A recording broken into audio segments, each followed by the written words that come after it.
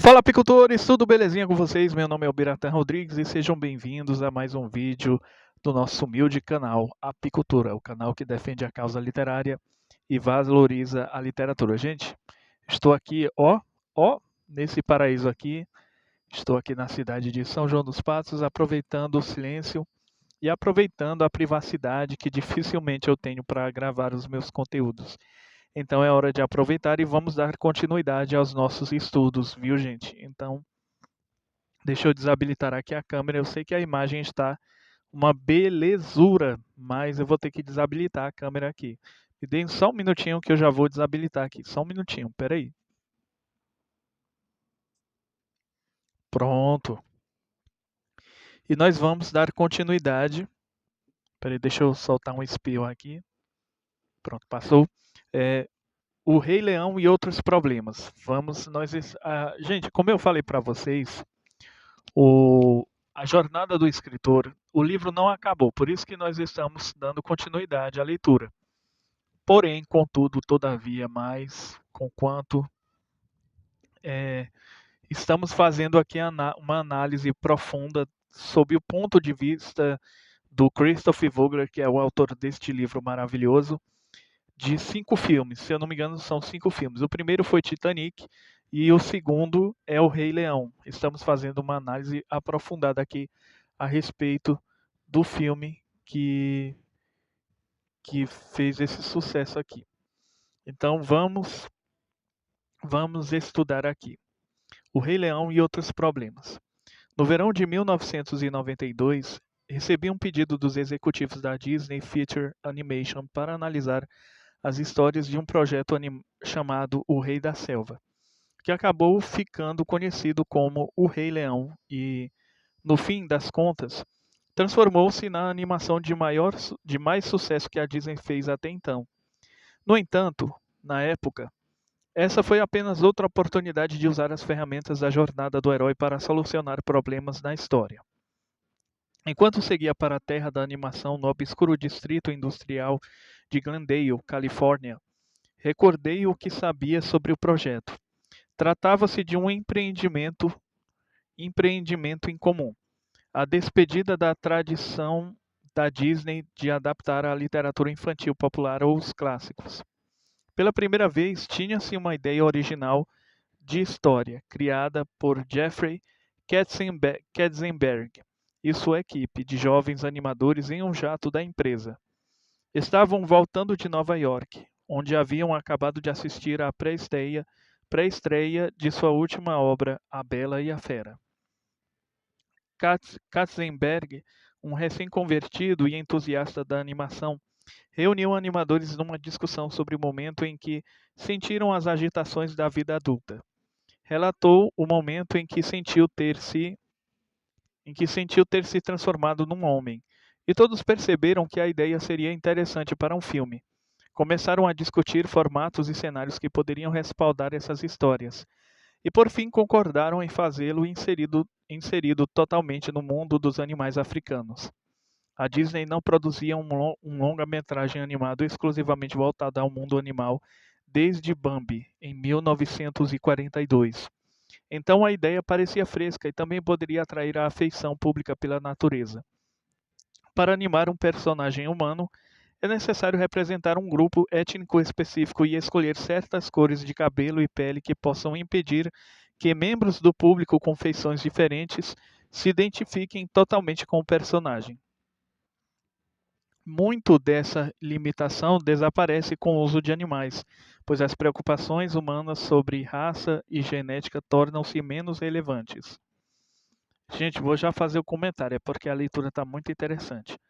Uma história de pai e filho foi desenvolvida, inspirada em Hamlet. Katzenberg gostava de reforçar histórias de animação com elementos de roteiros vindos de diversas fontes para que o tratamento feito para a Odisseia em Huckleberry Finn pudesse ser entremeado em temas e estruturas de Aconteceu naquela noite ou 48 horas. O Rei Leão tinha elementos de Bambi, mas ficou mais rico e mais complexo ao receber elementos de roteiro de Hamlet, que que incluem um tio ciumento que mata o pai do herói a sangue frio e assume injustamente o trono, e um jovem herói despreparado que aos poucos volta a alimentar a vontade para se vingar. Uma das minhas primeiras missões após ter lido o tratamento de O Rei da Selva foi analisar Hamlet com cuidado para extrair elementos que poderíamos usar no roteiro. Fiz uma análise da jornada do herói do roteiro de Hamlet para ilustrar seus pontos de virada e movimentos e, em seguida, relacionei muitas das falas memoráveis que os escritores poderiam usar para evocar, em tom de brincadeira, a conexão shakespeariana. É como estou dizendo, gente, ninguém é 100% original. Nenhuma ideia nasce assim do nada. Assim, nada vem do nada. Eu não sei nem de quem é o autor dessa frase, mas nada vem do nada. Então, toda boa ideia, ela já foi extraída de alguma coisa. Toda boa ideia foi extraída de alguma coisa, certo? Então, vamos lá.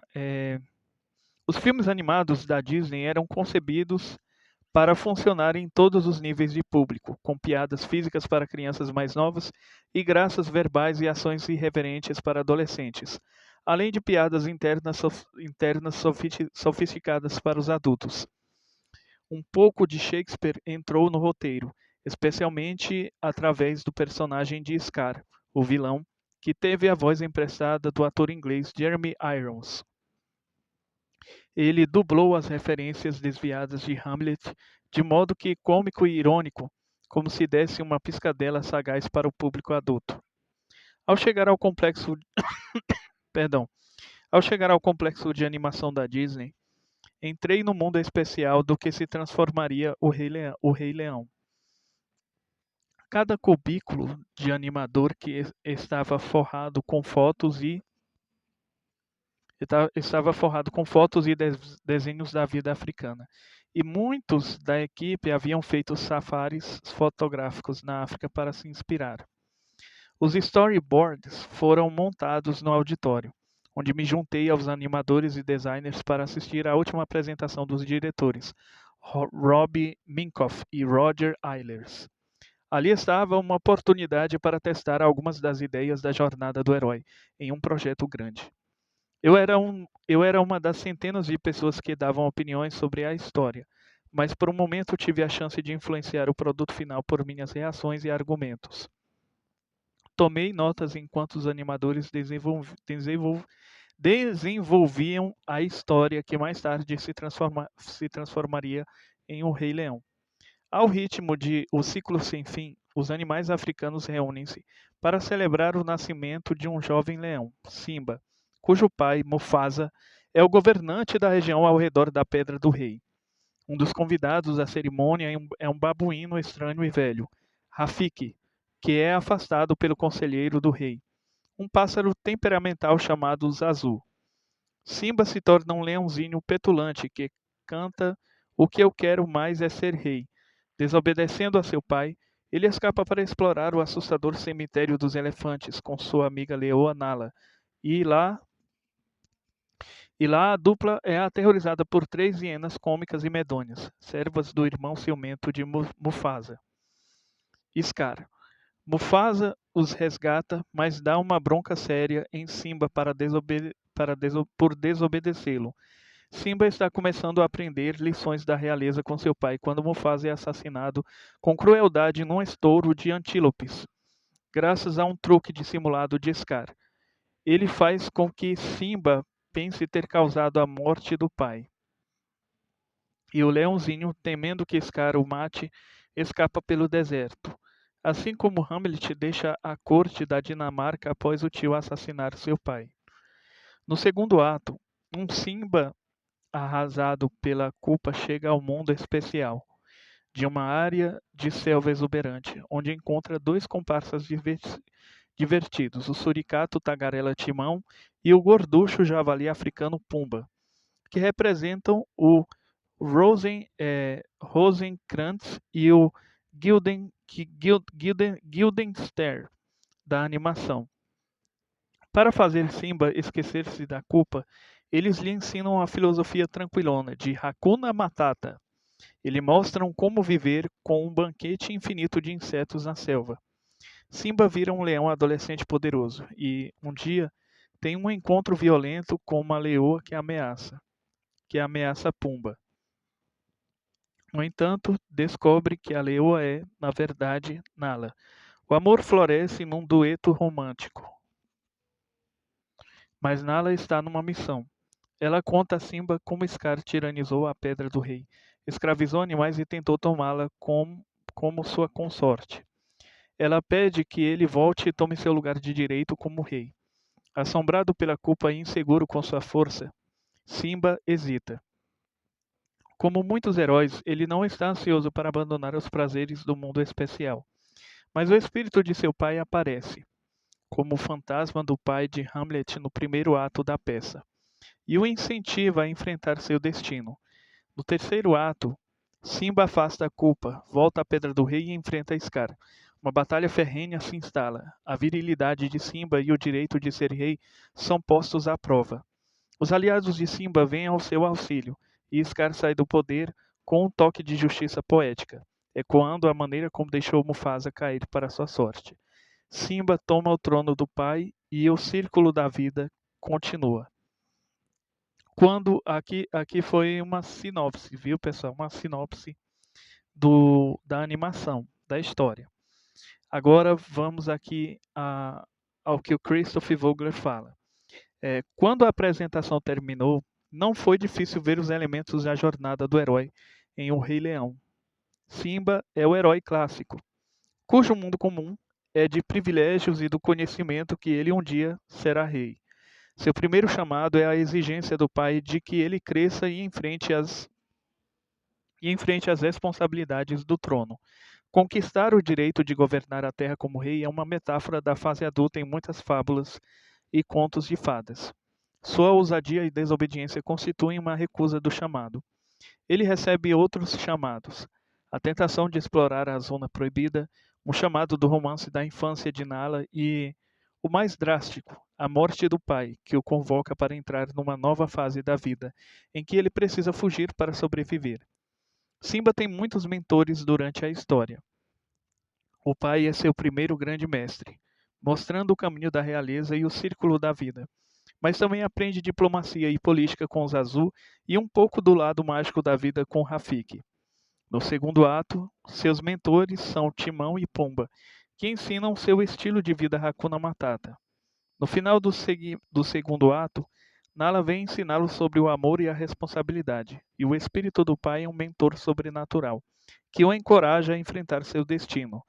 No clímax, Nala, Timão e Pumba se tornam aliados contra Scar. Nala também é uma espécie de camaleoa, do ponto de vista de Simba, mudando drasticamente de um filhote brincalhão para uma leoa elegante e poderosa e apresentando a face do amor, mas também exigindo que ele faça algo para salvar seus domínios. A energia da sombra é manifestada em Scar e em suas lacaias, as hienas. Scar representa o lado negro da majestade, totalitário e inclemente. Pode ser visto como um modelo ríspido da fase adulta, na qual as feridas primeiras abertas pela vida se transformaram em desculpas para o ciúme, o cinismo, o sarcasmo e um complexo de vítima que se transforma em tirania quando a vítima de toda uma vida finalmente sobe ao poder. Ele representa as possibilidades sombrias do nosso herói, Simba. Se Simba não se livrar da culpa e assumir a responsabilidade, talvez se torne igual a Scar, um macho traiçoeiro que vive amargamente à margem, esperando uma fraqueza para explorar. As hienas são animais inferiores aos leões, vivendo de carniça e não da nobre caça. São encrenqueiras que seguem prontamente o tirano, pois gostam de atormentar e humilhar suas vítimas. Rafiki, o babuíno curandeiro maluco, foi um dos personagens mais interessantes do roteiro, combinando elementos de mentor e pícaro. Nas primeiras versões, senti que sua função não estava clara.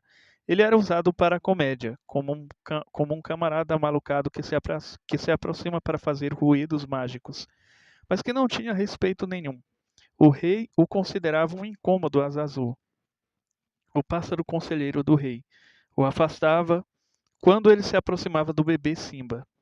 Tinha pouca função no roteiro após a primeira cena e aparecia em grande parte para trazer alívio cômico, sendo mais pícaro que mentor.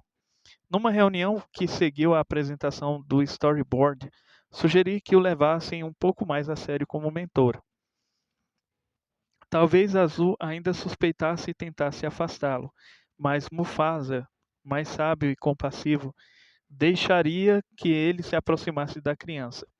Tive um impulso de acentuar os aspectos ritualísticos do momento, fazendo referência aos rituais de batismo ou às cerimônias de coroação, nos quais o novo rei ou a rainha é untado na testa com óleo santo.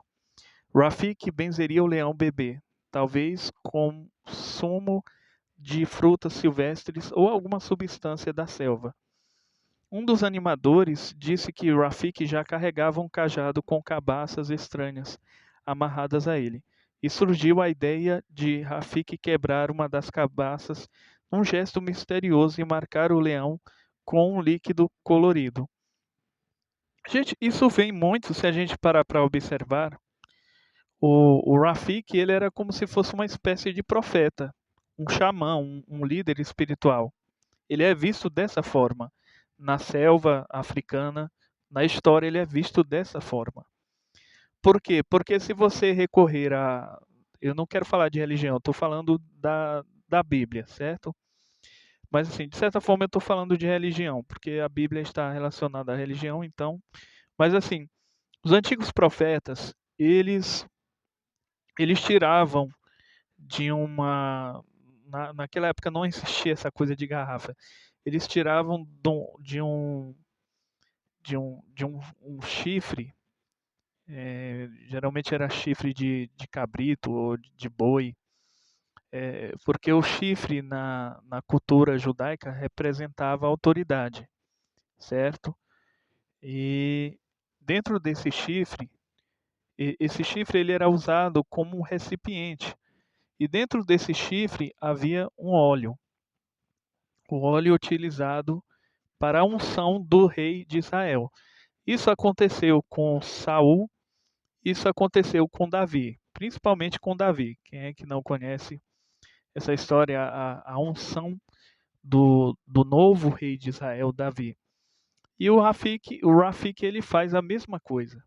O Rafik ele faz exatamente a mesma coisa. Ele quebra a cabaça e tira esse líquido misterioso, que era como se fosse um óleo, uma mirra, um óleo ungido, né? Para ungir ou escolher o novo rei da selva, certo? Então isso existe e não existe somente na cultura judaica, viu, gente? Isso existe em várias outras culturas, tá bom? Em várias outras raças e etnias existe isso, certo? Como eu acredito que até na- nos grupos indígenas existe isso também, né? Então vamos lá. Pensei também nos rituais de apresentação em várias religiões, em que os livros, imagens e artefatos sagrados são erguidos para veneração. Lembrei que as igrejas católicas nas quais cresci tinham vitrais estrategicamente localizados para criar efeitos impressionantes quando os raios de luz colorida caíam sobre o altar. Pensei que, quando o Rafiki erguesse o bebê leão para mostrá-lo aos animais reunidos, um raio de luz vindo das nuvens poderia atingir o filhote, dando a chancela divina de aprovação da distinção daquele filhote da linhagem real de Mufasa. Naquele momento, ouviu-se um estalo de energia na sala. A imagem veio à mente de várias pessoas ao mesmo tempo. E eu experimentei o frisson, um arrepio que sempre me diz quando uma ideia expressa a verdade da história. É a questão da consagração.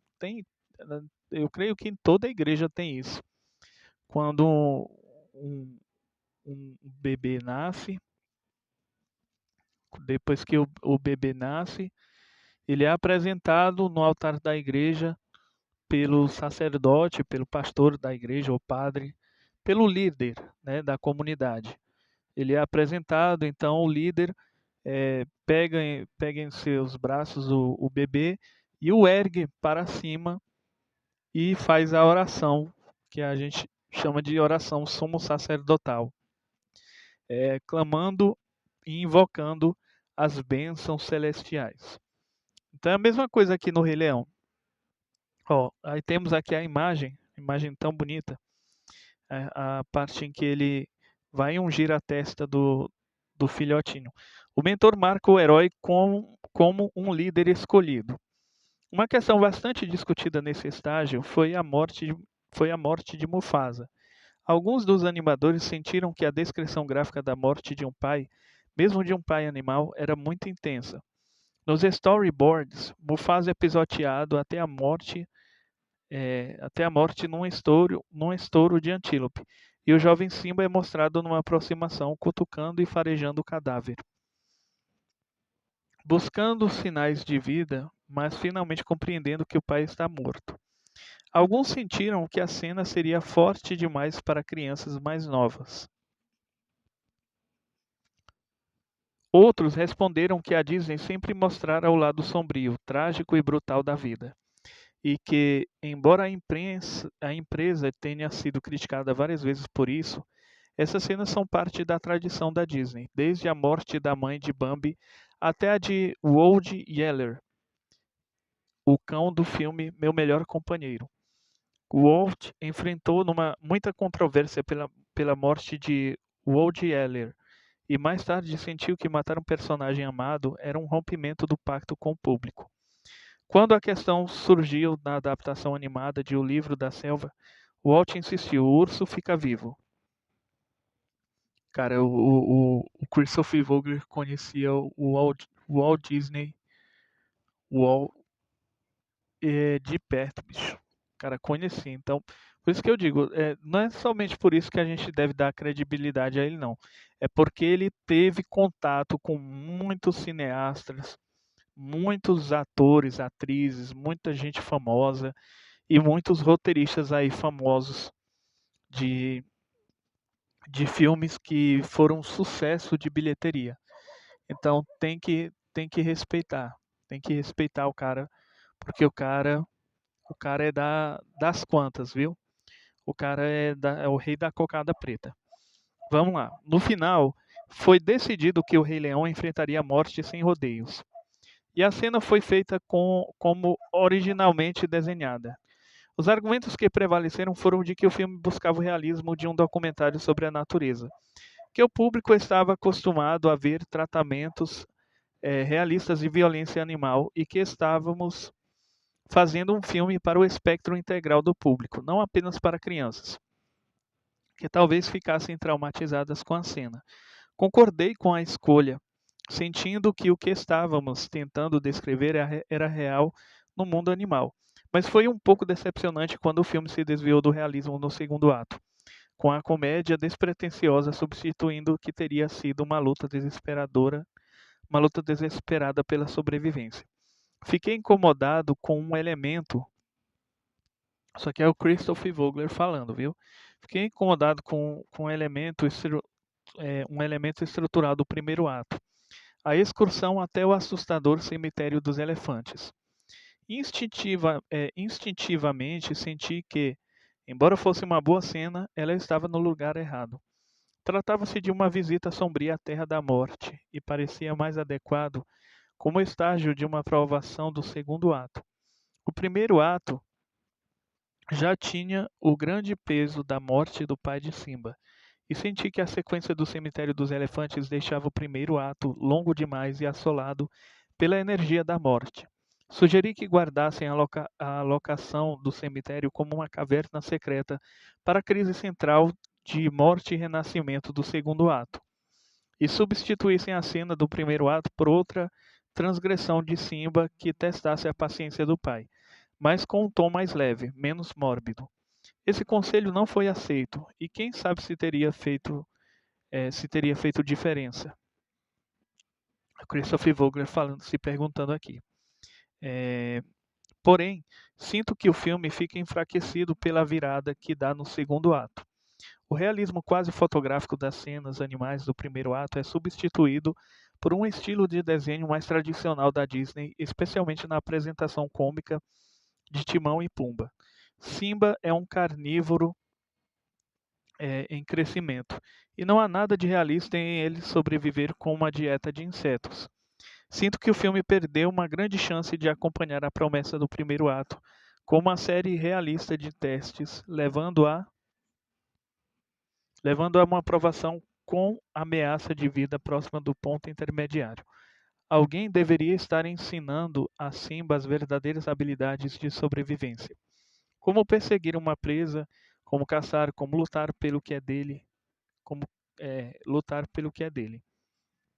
Oferecia uma série de possibilidades. Timão e Pumba poderiam tê-lo ensinado. Ele poderia ter encontrado outro leão para ensinar habilidades de sobrevivência.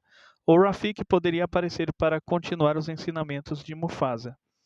Defendia a criação de uma cena na qual Simba fosse realmente testado, passando por uma provação real em que ele descobriria seu poder maduro numa batalha com um crocodilo, um búfalo, um leopardo ou outro inimigo formidável. O desenvolvimento de Simba de um filhote assustado para um leão adolescente vistoso é muito rápido.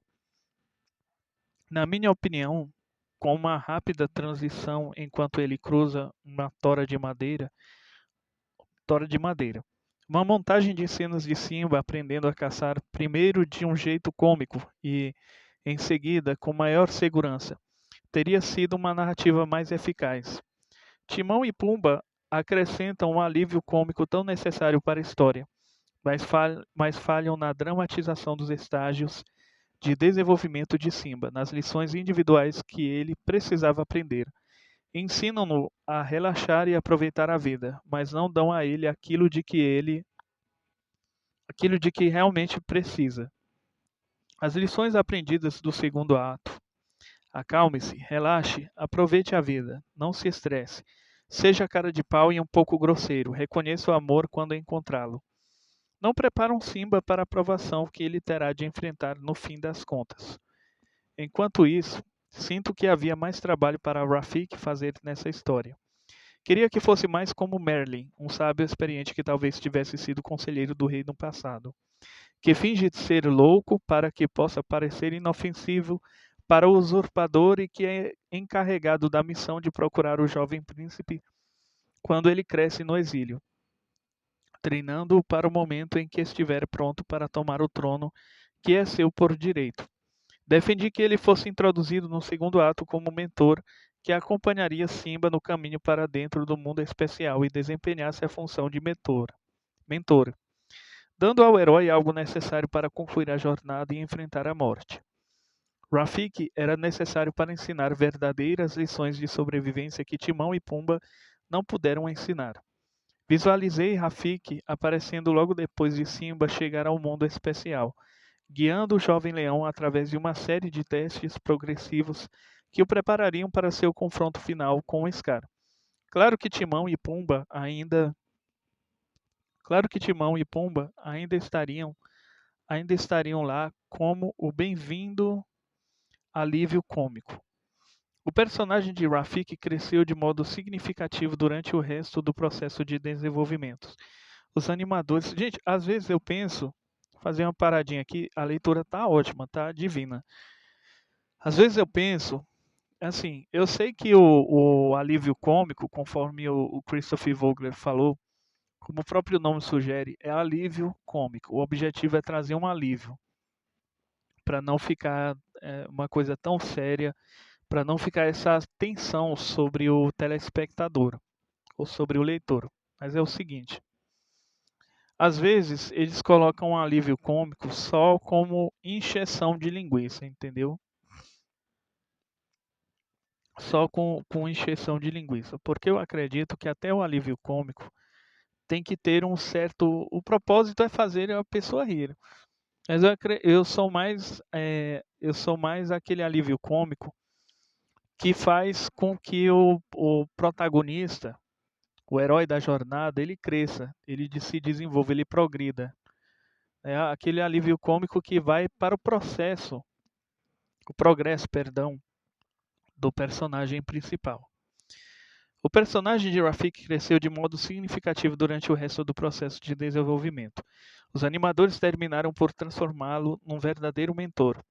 Um mestre zen irritadiço que dá a Simba conselhos práticos e golpes duros, mas também o dom da inspiração, orientando-o até a visão do espírito do pai. Ele não foi tão ativo ao presente como eu queria, embora algumas cenas breves tenham sido acrescentadas na primeira metade do segundo ato. Rafiki testemunha a devastação da Pedra do Rei por Scar e, pensando que Simba está morto, pinta com tristeza um desenho dele numa parede de caverna. Mais tarde, os poderes xamânicos de Rafiki dizem-no que Simba ainda está vivo e, após acrescentar a juba do leão adulto ao desenho na rocha, ele parte para convocar o jovem herói ao seu destino. Rafiki realmente entra em ação no final do segundo ato, quando leva Simba a uma busca da visão que tem elementos de um chamado, uma recusa e uma aprovação em que Simba tem um encontro com a morte, o fantasma do pai, e ganha uma recompensa na forma de autoconfiança e determinação maiores. O encontro com o fantasma do pai é outro emprestado de Hamlet, embora o jovem herói em Shakespeare encontre o fantasma do pai no primeiro ato. Foi uma cena poderosa em O Rei Leão, apesar de as crianças pequenas, às vezes, a acharem confusa. Quando vi o filme, ouvi crianças no público fazerem aos pais perguntas como ele não tinha morrido e ele voltou a viver. A aparência do pai fantasmagórico é dramática e tocante, mas acontece principalmente no nível verbal e intelectual. Simba recebe conselhos encorajadores, mas as lições não são dramatizadas como provas. O ensinamento de Rafiki é mais concreto e físico. O babuíno xamã dá um cascudo na cabeça de Simba para ensiná-lo que deve deixar os erros para trás. No momento da apresentação do storyboard, os detalhes do retorno de Simba à Pedra do Rei não haviam sido finalizados. Discutimos muitas opções. Simba poderia sair do mundo especial com Nala, Timão e Pumba, num acordo para enfrentar Scar juntos. Simba e Nala poderiam ir juntos, depois de se separar de Timão e Pumba, que talvez aparecessem mais tarde por terem mudado de opinião. A decisão final foi fazer Simba seguir sozinho durante a noite, deixando Nala, Timão e Pumba acordarem e descobrirem sua partida na manhã seguinte. Rafiki lhes diz que Simba foi embora para tomar seu lugar de direito, e os três correm para se juntar a ele. O terceiro ato avança rapidamente para a Batalha do Clímax, embora pareça um pouco sobrecarregado pela culpa insistente que faz o leão acreditar que causara a morte do pai. Scar desencava o acontecimento novamente, esperando voltar os leões contra Simba ao fazê-lo admitir sua responsabilidade na morte do pai. Parecia que os roteiristas estavam apostando pesado demais nessa observação, fazendo a história parecer inchada e extremamente melodramática, transformando Simba num protagonista moderno guiado pelo medo, mais adequado para um romance que para uma longa animado sobre animais. No entanto, ele oferece um momento de ressurreição, no qual Simba passa pela prova final ao aceitar a responsabilidade pela morte do pai em vez de fugir dela. O Rei Leão pode ser falho por reservar o centro do palco aos personagens masculinos e relativamente pouca energia aos femininos. Nala é razoavelmente bem desenvolvida, mas a mãe de Simba é subutilizada e passiva. Poderia ter sido mais significativa no treinamento de Simba no primeiro ato e na resistência a Scar no segundo ato. Esse desequilíbrio é abordado na versão teatral de Julie Taymor de O Rei Leão, que dá mais peso à ação às personagens femininas e transforma Rafiki numa fêmea xamã. Houve um suspense considerável em torno do lançamento de O Rei Leão. Nenhum de nós na produção sabia como o filme atingiria o público. Os filmes animados da Disney aumentaram sua popularidade com a Pequena Sereia e a Bela e a Fera, e muitos imaginaram que o Rei Leão não conseguiria superá-los. Para alívio de todos, ele foi ainda melhor, tornando-se o longa-metragem animado mais bem-sucedido até então e o filme mais lucrativo da história. Por quê? Parcialmente porque as pessoas ficaram deliciadas com a animação dos animais, com a música exuberante e com o sabor da África, mas também graças ao poder universal dos padrões da jornada do herói em sua história. O desafio de crescimento e reivindicação do seu lugar por direito no mundo é um tema clássico da jornada do herói que naturalmente toca fundo muitas pessoas. Os ritmos familiares da jornada não foram os princípios balizadores de O Rei Leão. De fato, por vezes, outras preocupações pesaram mais que eles, como a comédia pura e a simples diversão. Mas posso dizer que esse foi um caso em que os elementos foram aplicados conscientemente para tornar a obra acessível a um público amplo e mais satisfatória do ponto de vista dramático. Gente, sabe o que a gente aprende com isso? Certo. Deixa eu ver aqui. Pronto, agora aqui é outro, vai ficar para o próximo vídeo, mas deixa eu falar aqui com vocês. Espera aí. Sabe o que eu aprendo com isso? É que não tem como agradar a todos e que sabe que eu aprendo com isso também. Nós aprendemos várias lições através dessa leitura de hoje. Nós aprendemos que não tem como agradar a todos, nós aprendemos que por mais, por mais unida que seja uma equipe de trabalho, sempre vai haver divergências. E o Christopher Vogler, ele identificou todos os elementos da jornada do herói no filme O Rei Leão, na longa-metragem de animação. Só que aí teve coisas que ele disse que poderiam ser mais proveitosas, né? Como ele destacou muito essa questão do alívio cômico, da comédia, né? E eu até entendo, porque assim, um filme de animação é feito para todos os públicos, mas o público principal são as crianças. São as crianças e os adolescentes. Então, o filme. Daqui a pouco eu vou falar sobre outro assunto polêmico, mas não, por enquanto não vem ao caso. Então, assim, o alívio cômico, as cenas de comédia são para não exatamente distrair, mas para não deixar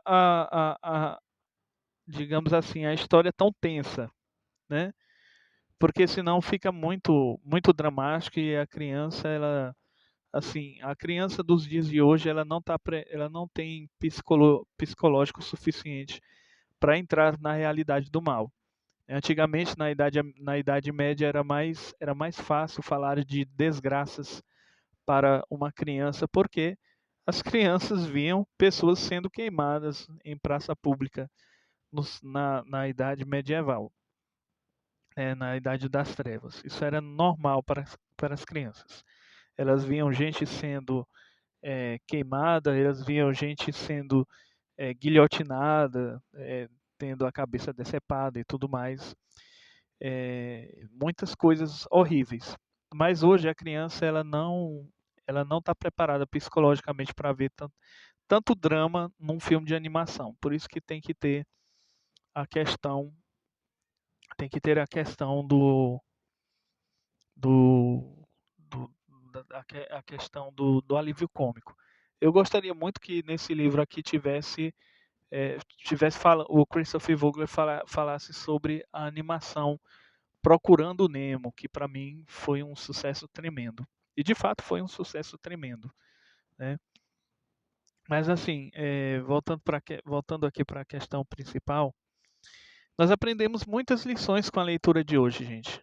A gente aprende muita coisa mesmo. Então não tem como você agradar todos os públicos, não tem como você concordar com a visão de mundo da parte de todos. Você pode ter uma ideia melhor, mais proveitosa, mas assim, quem manda são os donos da empresa, né? No caso, quem sempre mandou na Walt Disney foi o próprio o Walt Disney. Quem sempre mandou na Disney foi ele. Então, apesar, como ele acabou de dizer aqui, ele acabou de revelar aqui que algumas animações aqui da Disney são é, até, aterrorizantes, né, por assim dizer, e, e que existe esse exagero por parte de coisas horríveis. Por exemplo, se você pegar uma criança e você colocar aquele filme Fantasia da Disney, aquele filme é assustador até para mim, que tenho 31 anos de idade, quanto mais para uma criança de 5, 6 anos. Ela vai ter pesadelos, com certeza.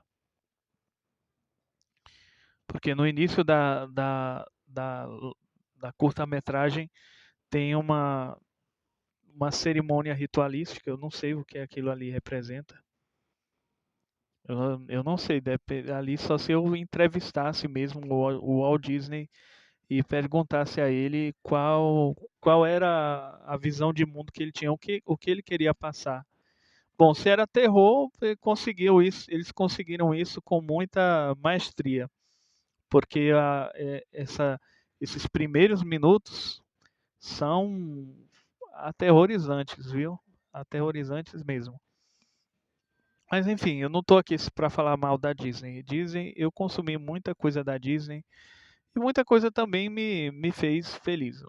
É, o que eu ia falar, uma coisa bem polêmica que eu ia falar é que antigamente, é, isso foi no século XX, há 10 anos atrás, 10, 20 anos atrás, surgiu uma epidemia de pastores e líderes religiosos acusando os vídeos da Disney que eram repletos de mensagens subliminares e que todos os vídeos da Disney eram eles acusavam de satanismo e tudo mais. Alguns deles até conseguiam provar, mas a maioria deles, se não todos, exagerava, passava dos limites. E por isso que eu digo, é preciso você ter cuidado com aquilo que você assiste, porque nem tudo é tão edificante assim para você. Por exemplo, você pegar uma criança alfabetizada e ela ler o meu livro que eu estou escrevendo, ela vai ter pesadelo com certeza. Porque o livro novo que eu estou escrevendo, o Eleven, tem muita coisa fantasmagórica, tem muita coisa é, draculesca, transilvânica e muita coisa aterrorizante, muita coisa horrorosa mesmo, né? Porque eu estou explorando o, a obscuridade, o obscurantismo do ser humano, o mais terrível do espírito humano. Eu tô buscando para poder alimentar esse livro. Mas enfim, pessoal, nós vamos parar por aí, certo? Estamos quase terminando de ler o livro. Eu agradeço a você pela sua doce querida companhia. E quando eu, assim que eu terminar de, assim que eu terminar de esse livro aqui, é, eu vou parar de fazer conteúdo. Eu vou esperar comprar um notebook melhor para mim, notebook novo, e aí eu vou criar um outro canal do YouTube e esse canal vai ficar sendo só um canal secundário mesmo. Eu vou criar um outro canal no YouTube e aí vou ver se eu consigo tentar, né? A gente tem que tentar. Eu vou tentar produzir um conteúdo que seja mais profissional, que tenha uma cara mais profissional e que tenha mais engajamento, viu, pessoal? Então, mas eu agradeço a você que sempre me acompanhou, certo? Peço desculpas se eu deixei a desejar, mas até agora eu tenho tentado traduzir ou interpretar o pensamento aqui dos grandes mestres aqui da escrita. Eu sou apenas eu me considero um escritor profissional, mas sempre há algo de novo para aprender, não é verdade? Então, pessoal, muito obrigado desde já. Vamos deixar para o próximo vídeo e ficamos por aqui. Tchau, pessoal.